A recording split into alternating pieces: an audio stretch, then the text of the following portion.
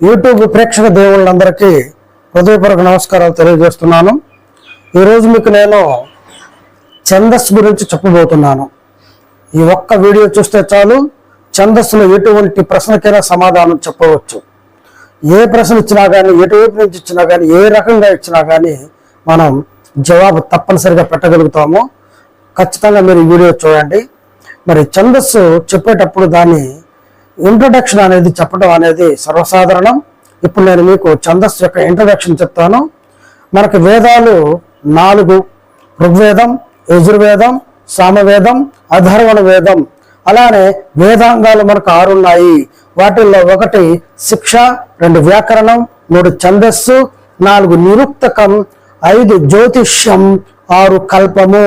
ఈ వేదాంగాలు 6లో ఉన్నటువంటి మనకి 3వదైనటువంటి ఛందస్ గురించే మనం ఈరోజు చెప్పుకోబోతున్నాం. ఈ ఛందస్సు చది ఆహ్లాదనే ధాతువు నుండి ఛందస్ అనే పదం వచ్చింది. చది ఆహ్లాదనే ధాతువు నుండి ఛందస్ అనే పదం వచ్చింది. ఆహ్లాదాన్ని కలిగిస్తూ ఉండే ఒక లయ కలిగింది అనే అర్థం. ఆహ్లాదాన్ని కలిగిస్తూ ఒక లయ కలిగింది అనేటటువంటి అర్థం దానికి. మరి రెండవది చది సంవరణే అనే ధాతువు నుండి ఈ ఛందస్సు అనే పదం వచ్చిందని మరి ఇంకొకరు చెప్పడం జరిగింది. ఈ 2 పదాల నుంచి మనకి ఛందస్సు అనే పదం వచ్చింది. ఇప్పుడు సంవరణం అంటే ఆవరించటం అనే అర్థం. సంవరణం అంటే ఆవరించటం అనే అర్థం. మరి ఛందస్సునే చందము అని కూడా అంటారు. ఛందస్సుకు మరి ఒక పేరు ఏమిటి అని అంటే చందము. మరి ఛందస్సు పద్య లక్షణాలను తెలియజేస్తుంది. ఛందస్సు అనేది పద్య లక్షణాలు మాత్రమే తెలియజేస్తుంది. మనకి భాష అక్షరాలమయం, అక్షరాలు మాటలమయం, మాటలు వాక్యాలమయం, వాక్యాలు మహావాక్యాలు అవుతాయి, మహావాక్యాలే కావ్యాలు అవుతాయి. మరి ఈ కావ్యాలు మనకి మరి 3 రకాలుగా ఉన్నాయి. 1 పద్యం, 2 గద్యం, 3 చంపు కావ్యం. ఈ 3టిల్లో మనకి పద్యము చంపు కావ్యాలలోనే పద్యాలు రాస్తారు. పద్యము చంపు కావ్యాల్లోనే మనం పద్యాలు రాస్తాం. పద్యం అంటే ఛందోబద్ధం కావటం, అంటే ఛందస్సును కలిగి ఉండటం. దీనిలో యతి, ప్రాసయతి ఇలాంటివి కలిగి ఉంటాయి. మరి సాధారణంగా 4 పాదాలు కలిగి ఉంటుంది. పద్యం అంటే సాధారణంగా 4 పాదాలు కలిగి ఉంటుంది. మరి యతి అంటే పద్య పాదములో మొదటి అక్షరాన్ని యతి అంటాం.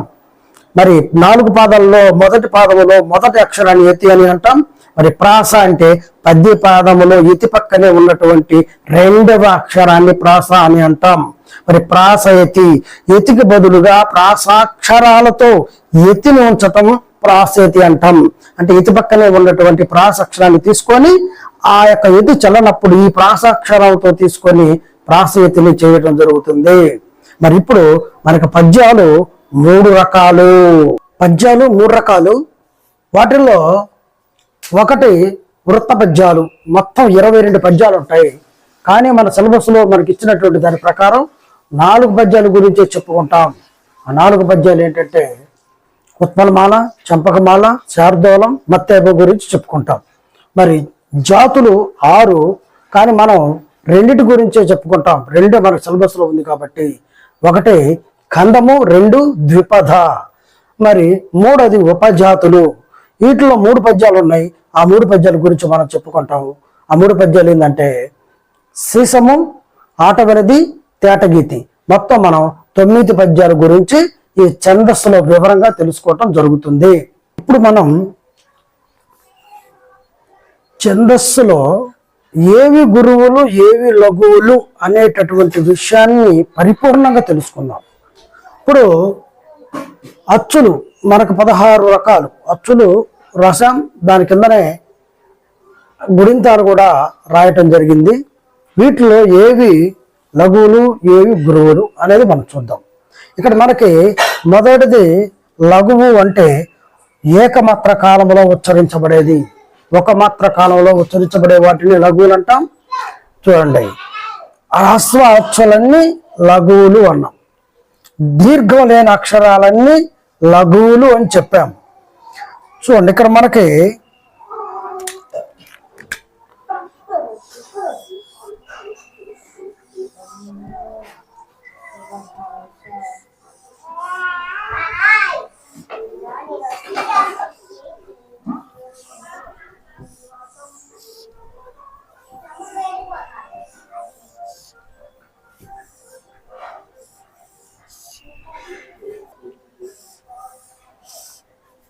ఛందస్సులో ఏవి గురువులు ఏవి లఘువులు అనేటటువంటి విషయాన్ని పరిపూర్ణంగా తెలుసుకుందాం. లఘువు అని అంటే ఏకమాత్ర కాలంలో ఉచ్చరించబడేటటువంటి అక్షరాన్ని లఘువు అని అంటాం. మరి గురువు అని అంటే ద్విమాత్ర కాలంలో ఉచ్చరించబడేటటువంటి అక్షరాన్ని గురువు అని అంటాం. లఘు అనేది ఇంగ్లీష్లో ఐ అక్షరాన్ని పోలి ఉంటుంది. గురువు అనేది ఇంగ్లీష్లో యు అనే అక్షరాన్ని పోలి ఉంటుంది. తెలుగులో ఒకటి అనే అక్షరాన్ని తిరగేసి రాస్తే వచ్చేటటువంటి అక్షరమే గురువు. మరి ఏవి గురువులు ఏవి లఘువులు అనేది మనం తెలుసుకుందాం. లఘువు అనేది హ్రస్వ అచ్చులన్నీ లఘువులు. ఇక్కడ చూడండి, మనకి హ్రస్వ అచ్చులు మొత్తం లఘువులు. మనం ఇక్కడ బ్రాకెట్ వేసాం. ఈ యొక్క అచ్చులు 16, అలానే గుణితాలు కూడా రాసాము. వీటిల్లో హ్రస్వమైనటువంటి అచ్చులు ఇవన్నీ కూడా మనకి లఘువులు అవుతాయి. లఘువులు అవుతాయి, ఇవన్నీ లఘువులే. తర్వాత మనకి హల్లులన్నీ లఘువులు. హల్లులు అంటే మనకి కా నుంచి బండిరా వరకు ఉన్నటువంటి అక్షరాల అన్నీ కూడా, కా నుంచి బండిరా వరకు ఉన్నటువంటి అక్షరాలన్నీ కూడా లఘువులే. దాంట్లో ఎట్లాంటి డౌట్ కూడా లేదు. మహాప్రాణ అక్షరాలు అన్నీ లఘువులే. తర్వాత ద్విత్వ, సంయుక్త, సంశ్లేష అక్షరాలకు దీర్ఘాలు లేని అక్షరాలన్నీ లఘువులు. మరి దీర్ఘాలు అనేవి ఉండకుండా ఉన్నటువంటి అక్షరాలని లఘువులు అని అంటాము.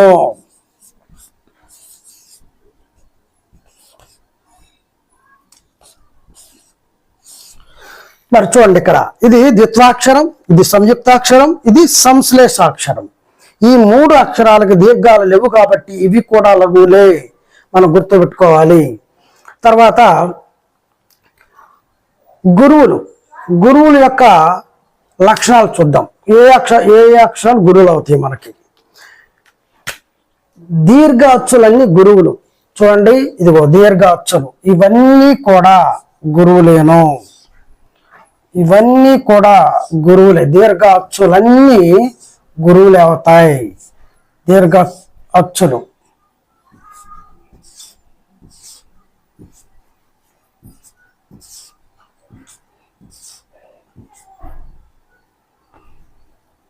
దీర్ఘ అచ్చులన్నీ గురువులు. మరి కాగుడింతులో మనకు దీర్ఘాలు ఉన్నాయన్నీ కూడా గురువులే. ఇక్కడ అన్ని రాసులు చక్కగా చూడండి. వీటిలో దీర్ఘం ఉన్నటువంటి ప్రతి ఒక్కటి కూడా గురువేను. తర్వాత సున్నాతో కూడినటువంటి అక్షరాలన్నీ, సున్నాతో కూడినటువంటి అక్షరాలు, ఇక సున్నాతో కూడినటువంటి అక్షరము, ఇవన్నీ గురువులేను. తర్వాత విసర్గతో కూడిన అక్షరాలు, విసర్గతో కూడిన అక్షరాలన్నీ గురువులేను.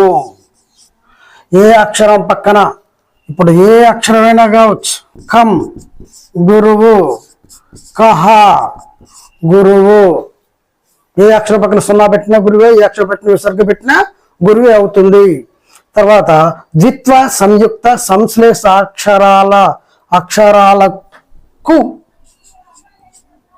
అక్షరాలకు ముందున్న అక్షరాలన్నీ గురువులేను. ఉదాహరణకి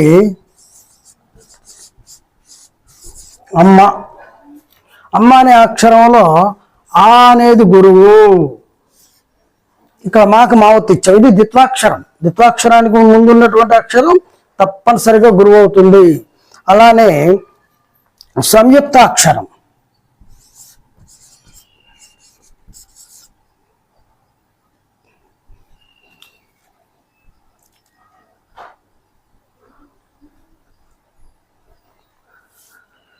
సంయుక్తాక్షరం లక్ష, కాకి షావత్ అనేది ఇవ్వటం జరిగింది. ఇక్కడ ఈ అక్షరం అనేది గురువు అవుతుంది. అలానే రమ్య, ఈ అక్షరం అనేది గురువు అవుతుంది. ఇక్కడ మాకు యావత్తుంది, దీన్ని సంయుక్తాక్షరం అంటాం. దీని ముందున్న అక్షరం గురువు అవుతుంది. ద్విత్వాక్షరం ముందున్న గురువే, సంయుక్తాక్షరం ముందున్నా కానీ గురువే అవుతుంది.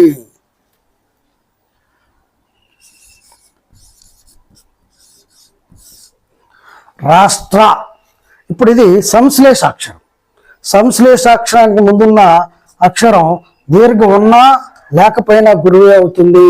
అందుకని ఇక్కడ ఈ పదం రాయటం జరిగింది. సంయుక్తాక్షరానికి ముందు, సంశ్లేషాక్షరానికి ముందు, ద్విత్వాక్షరానికి ముందు దీర్ఘాలు ఉన్నా లేకపోయినా ఆ అక్షరాలన్నీ గురువులే అవుతాయి. దీనిలో ఎటువంటి సందేహం లేదు. తర్వాత పొల్లు హల్లులతో కూడినటువంటి అక్షరాలు, పొల్లు హల్లులతో కూడినటువంటి అక్షరాలు మనకి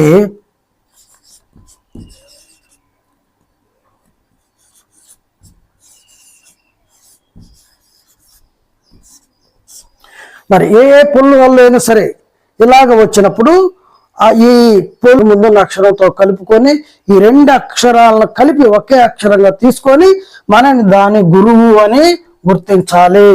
అంతేగాని ఒక నకారం మాత్రమే గురువుగా గుర్తించకూడదు. దాని ముందున్న అక్షరాన్ని కూడా కలుపుకొని ఆ రెండు అక్షరాలు కలిపి ఒకే అక్షరంగా మనం తీసుకొని దాని గురువుగా గుర్తించాలి.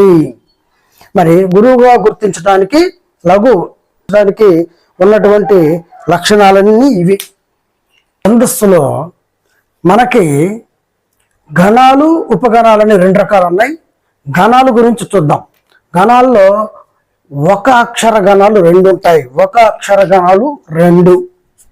దీంట్లో లఘువు, లఘు అనగానే లగము, మరి గురువు అనగానే గలము.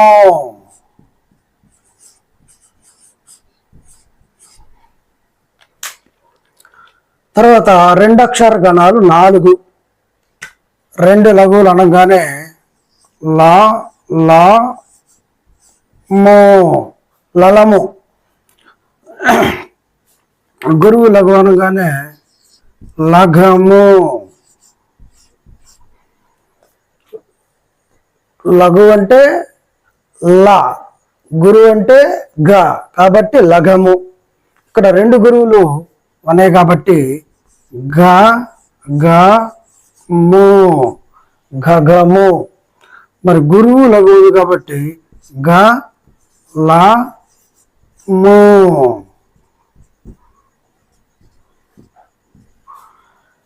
ఇప్పుడు మూడక్షర గణాలు. మూడక్షర గణాల్లో మనం గుర్తుపెట్టుకోవడానికి చాలా ఈజీగా గుర్తుపెట్టుకోవచ్చు. ఈ మూడక్షర గణాలు చాలా ఇంపార్టెంట్ అయినవి. ఇక్కడ మగనము, మగనం అనగానే మనకి 3 గురువులు ఉంటాయి. మగనం అంటే 3 గురువులు. ఇక్కడ భగనం ఆది గురువు, ఆది గురువు భగనం. మరి మధ్య గురువు జగనం, అంత్య గురువు సగనం. మరి నా ఎరత, నగనం అంటే 3 లఘువులు. యగనం అంటే ఆది లఘువు. రగనం అంటే మధ్య లఘువు. తగనం అంటే అంత్య లఘువు. అంత్య లఘువు. ఇవి 8 గణాలు. తర్వాత 4 అక్షర గణాలు 3. నలము, నా అంటే 3 లఘువులు. లా అంటే లఘువు. నఘనం అంటే 3 లఘువులు. గా అంటే గురువు. సల, సా అంటే పక్కనే లఘువు. ఇవి 4 అక్షర గణాలు 3 రకాలు. తర్వాత మనకి ఉపగణాలు 3 రకాలు. ఉపగణాల్లో సూర్యగణం, ఇంద్రగణం, చంద్రగణాలు. దీంట్లో సూర్యగణాలు 2 రకాలు. నగనం, నగనం వచ్చింది కాబట్టి ఇక్కడ మనకి 3 లఘువులు వస్తాయి. 3 లఘువులు. హగనం. హగనం అంటే గురువు, లఘువు. సూర్యగణాలు 2 చాలా బాగా గుర్తుపెట్టుకోవాలి ఇవి. తర్వాత ఇంద్రగణాలు 6. సూర్యగణాలు 2 అయిపోయినాయి. ఇంద్రగణాలు 6. నల, నగ, సల, భారత. నా అనగానే మనకి 3 లఘువులు. లా అంటే లఘువు. నగరం అనగానే 3 లఘువులు. గా అంటే గురువు. సలం అనగానే సా అంటే ఆది అంత్య గురువు. లా అంటే లఘువు. మరి ఇక్కడ భగనం మనం ఇక్కడ గుర్తుపెట్టాం. భగనం ఇదే విధంగా ఆది గురువు. రఘనం చూసుకో, మధ్య లఘువు. తగనం అంత్య లఘువు. అంత్య లఘువు. చంద్రగణాలు 14 ఉన్నాయి. ఇవి మనకి సిలబస్లో లేవు. ఇవి ఇంటర్మీడియట్ దాటినటువంటి వాళ్ళకు ఉంటాయి. కాబట్టి మనం ఈరోజు గణాలు, ఉపగణాల గురించి తెలుసుకుందాం. ఈ రెండిట్లో ఇప్పుడు మనం ఏ విధంగా గణాలని గుర్తించవచ్చు, ఎన్ని రకాలుగా మనకు సూత్రాలు ఉన్నాయో ఆ సూత్రాలు కూడా మనం ఇప్పుడు ఒకసారి చూద్దాం.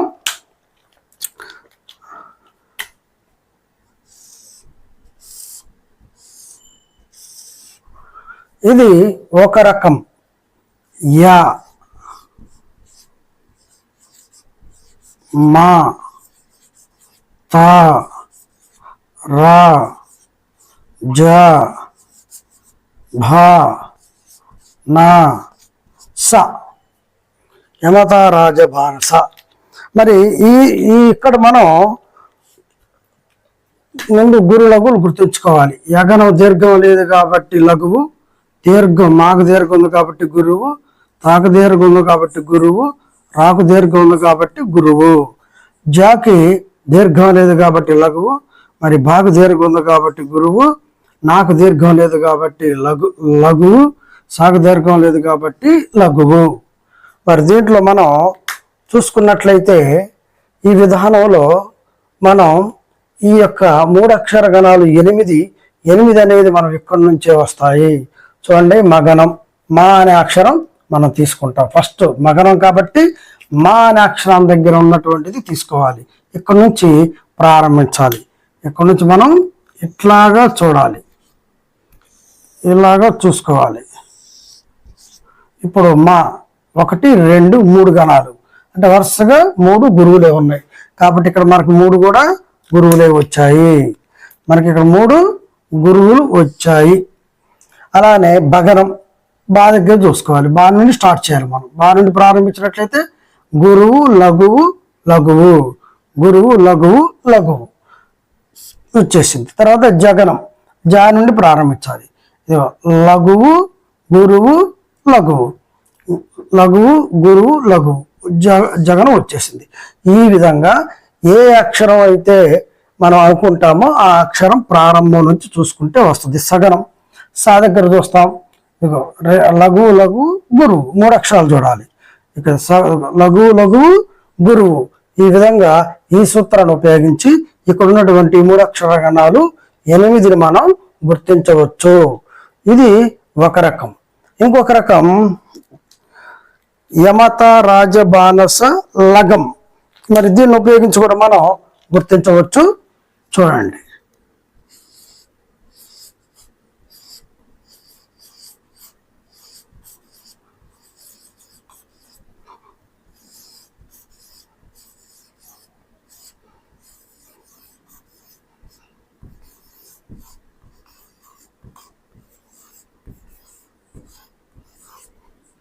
యమతారాజ బానస లగం. ఇక్కడ కూడా మనం చాలా జాగ్రత్తగా గుర్తించాలి.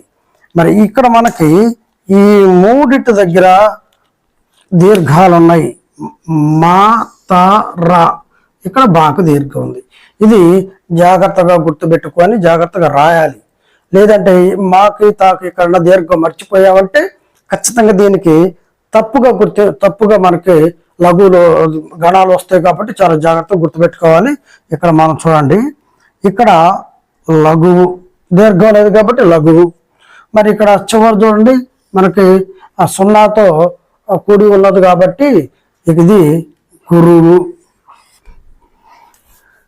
ఆ తర్వాత 3 గురువులు, దీర్ఘాలు ఉన్నాయి కాబట్టి 3 గురువులు.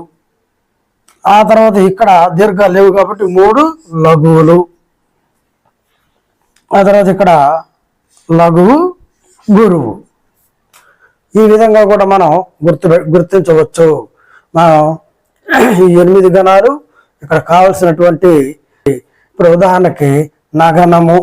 నగనం అంటే నా అనే అక్షరం నుండి మనం తీసుకోవాలి. నా తర్వాత ఉన్న 2 అక్షరాలు తీసుకున్నట్లయితే ఈ 3 అక్షరాలు కలిపి మనకి వస్తుంది. నా అంటే 3 లఘువులు. నా అంటే 3 లఘువులు. ఇక్కడ నుంచి 1, 2, 3 లఘువులు. ఈ విధంగా ఈ సూత్రాలను ఉపయోగించి కూడా మన ఘనాలను గుర్తించవచ్చు. అవి కాకుండా ఇంకా మనకి చాలా సింపుల్గా బాగా గుర్తుంచుకునేటటువంటి అవకాశం ఉన్నటువంటి సూత్రం ఇది. ఇక్కడ ఉన్నటువంటిదే. ముందు మనం మా భజన అని అనుకుంటాం. ఇది జాగ్రత్తగా గుర్తుపెట్టుకున్నట్టయితే మా భజన అనకుండా చివరిలో నా బదులు సా రాయాలి. మా భజస, బా జ స, మా భజస. దీంట్లో మా అంటే 3 గురువులు, బా అంటే ఆది గురువు, జ అంటే మధ్య గురువు, సా అంటే అంత్య గురువు. ఇవి ఇక్కడ మనం చాలా ఈజీగా గుర్తుంచుకోవచ్చు. మగనం అనగానే అన్ని గురువులు వచ్చాయి. ఇక్కడ ఆది గురువు ఇదే మధ్యలోకి వచ్చింది, ఇది చివరిలోకి వచ్చింది. ఇది మొదట్లో ఉంది, మధ్యలో ఉంది, చివరిలో ఉంది. కాబట్టి ఈ సూత్రాన్ని గనక ఈ అక్షరాలు తప్పు లేకుండా ఇదే విధంగా మనం రాసుకొని ఉన్నట్లయితే, ఈ యొక్క క్రమాన్ని తప్పకుండా మర్చిపోకుండా రాసుకొని ఉన్నట్లయితే మనం గురు లఘువులను ఈజీగా గుర్తించవచ్చు. ఏ గణం కూడా తప్పు లేకుండా పెట్టవచ్చు. అదే విధంగా ఇప్పుడు మళ్ళీ నా భజన, నా భజన, నా భజన బదులు నా ఎరత, నా ఎరత, నా భజన కాదు, నా ఎరత,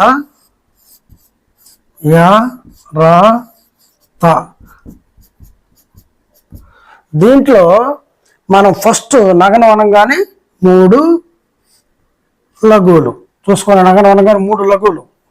తర్వాత యా అనగానే లఘువు, గురువు, గురువు. ఇది ఆది లఘువు, గురువు.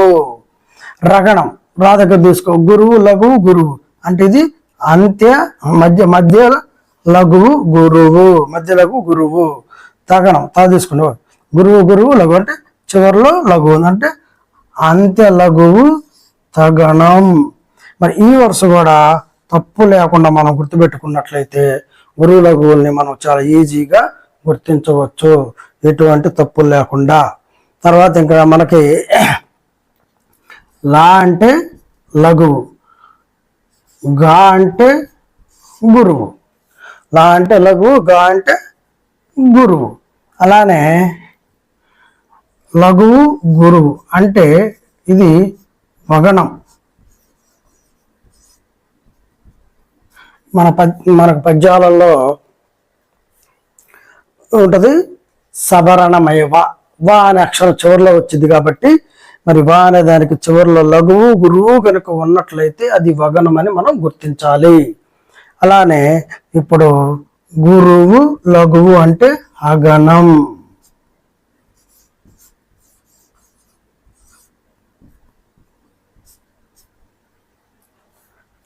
హగనం. మరి ఈ విధంగా మనం గుర్తించుకోవచ్చు. కాబట్టి ఈ విధంగా మనల్ని గుర్తించడానికి 3 రకాలైనటువంటి సూత్రాలు మనకు ఉన్నాయి. ఇక్కడ రౌండ్గా వేసినటువంటి స్టారు, ఈ స్టార్లో మరి యమతారాజ బానస అంతవరకే అక్షరాలు ఉపయోగించి ఈ యొక్క గణాలను గుర్తించవచ్చు. ఇక్కడ యమతారాజ బానస లగం అనేటటువంటి సూత్రం మరి బారుగా రాసుకొని దీంట్లో నుంచి గుర్తించవచ్చు. మరి ఆ వాటన్నిటికంటే సులభంగా మనకి గుర్తుండేది ఈ యొక్క మా భజ స, నా ఎర త. ఈ యొక్క ఆర్డర్ గుర్తుంచుకున్నట్లయితే మన ఎగ్జామ్లో కూడా ఈ ఆర్డర్ని పక్కన రాసుకొని మనం ఎటువంటి ప్రశ్న దీని మీద ఇచ్చినా మనం ఈజీగా గుర్తుపెట్టుకోవటానికి అవకాశం ఉంటుంది, తప్పులు లేకుండా రాయటానికి అవకాశం ఉంటుంది.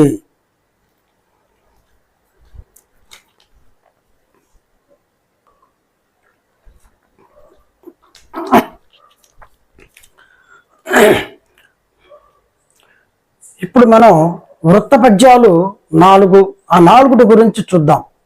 మనం ఇక్కడ ఒక బాక్స్ తీసుకున్నాం. ఈ బాక్స్ని మీరు జాగ్రత్తగా గుర్తుపెట్టుకున్నట్లయితే ఈ బాక్స్ నుంచి మరి వృత్త పద్యాల మీద ఏ ప్రశ్న వచ్చినా మనం ఈజీగా గుర్తుంచుకొని ఆన్సర్ చేయగలుగుతాము. మనం చూడండి, ఉత్పల మాల. ఉత్పలమాల అంటే ఉత్పలము అంటే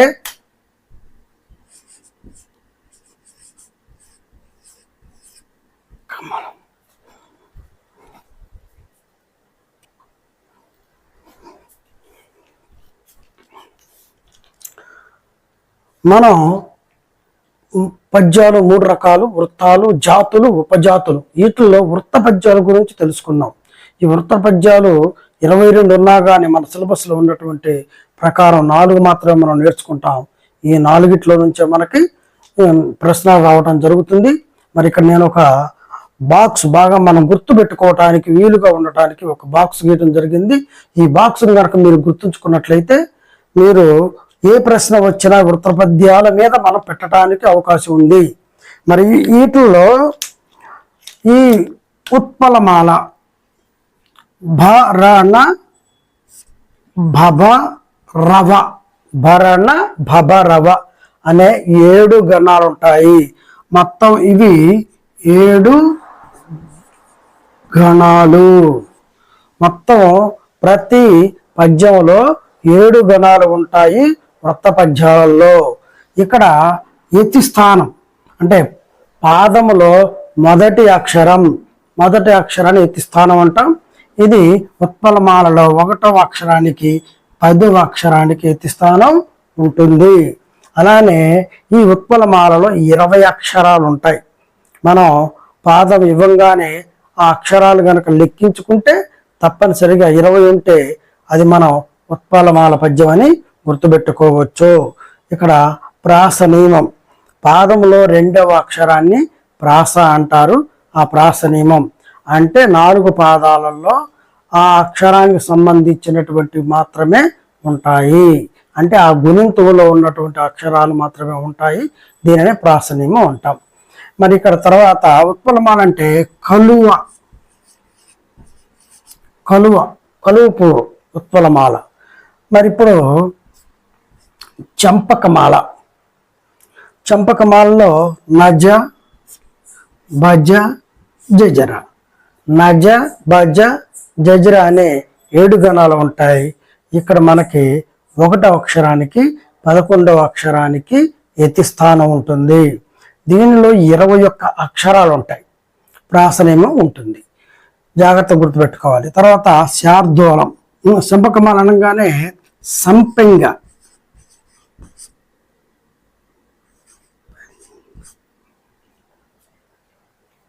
సంపెంగ పువ్వు. దీంట్లో నజ భజ జజర అనే గణాలు ఉంటాయి. 1 నుంచి 11 అక్షరానికి యతి స్థానం ఉంటుంది. 21 అక్షరాలు ఉంటాయి. ప్రాసనేమో ఉంటుంది. ఇప్పుడు శార్దూలం అంటే పులి. ఇక్కడ మస జస తతగ, మస జస తతగ అనేటటువంటి గణాలు అనే 7 గణాలు ఉంటాయి. ఇక్కడ 1వ అక్షరానికి 13వ అక్షరానికి యతి స్థానం ఉంటుంది. 19 అక్షరాలు ఉంటాయి. ప్రాసనేమో ఉంటుంది. మరి ఇక్కడ మత్తేపం అంటే ఏనుగు.